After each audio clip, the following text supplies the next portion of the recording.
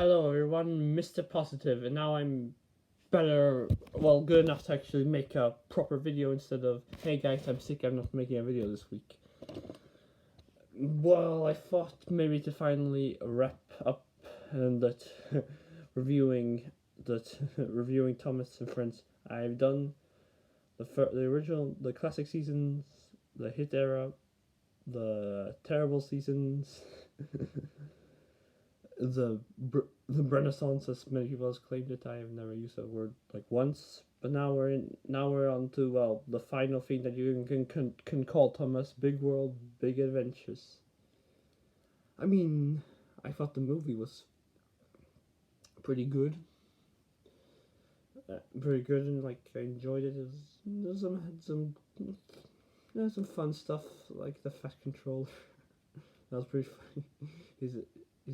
Is the side plot kind of the main plot? Yes, the engines were bouncy as all can be. I don't know. At least it was a good introduction. Even what came after as well. I mean, season 22, which is the only one I did watch completely, unlike the other following. I mean, I've seen some clips of season 23 and 24, but season 22 was the one I watched most. I mean, Rebecca had a good introduction episode, and of course there were some interesting ones.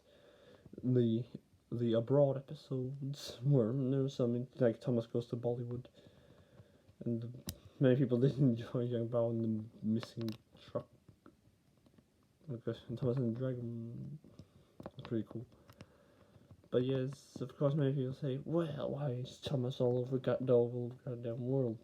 Yeah, that was one thing. And of course, with season 24, she just kind of got a little bit more wackier with with the crazy, the marvelous machines. Well, why? Question. I have no idea why either.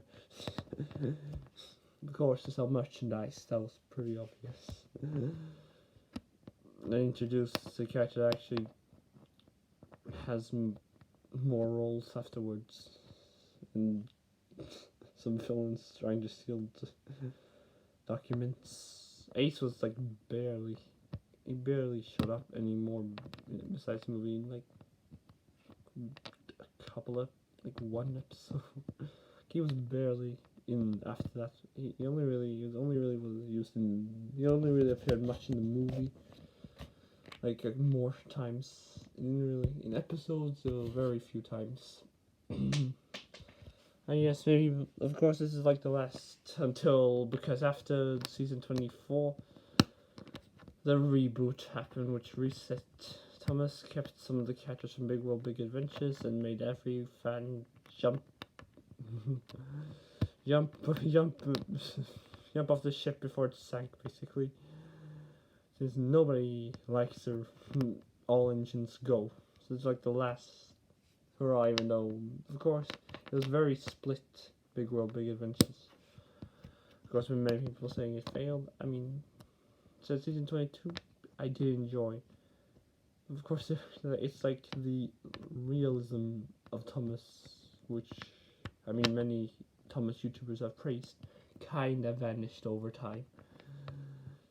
And was replaced with with cheap marketing to get people to buy all the wacky stuff they created for the show.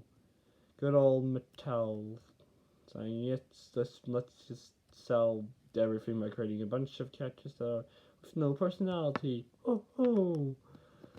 Yes, you know I am a Thomas fan, but yeah, there's at a certain point you can't get tired. Like as many other Thomas fans, the realism just vanished and the bounciness continues. Season 21 I liked there was still realism, even if the engines were bouncy. And we got some Big Mickey spoke EA. The characters were interesting. Some of them got nice send-offs. I mean, not really, but we got, of course, I mean, many people did enjoy when we had the final episode of season 21, the big freeze or confused coaches. I don't know which one So I don't know which one you count as a season finale. They both have like a finality. One concludes Gordon and Spencer's rivalry, and the other one has the Diesels have the steam engines during the deep freeze. Unfortunately, it has nothing to do with the Tugs episode. I was kind of hoping for that. But yes, that concludes. Well, I guess that concludes Karen Tom's retrospective. Since I'm not watching the reboot. Even if I do enjoy Thomas, I'm not touching that, guys. I'm sorry, I'm not touching the reboot. Like even the Swedish voice acting sucks. Yeah, the end. Anyways, guys, thanks for watching. Stay positive.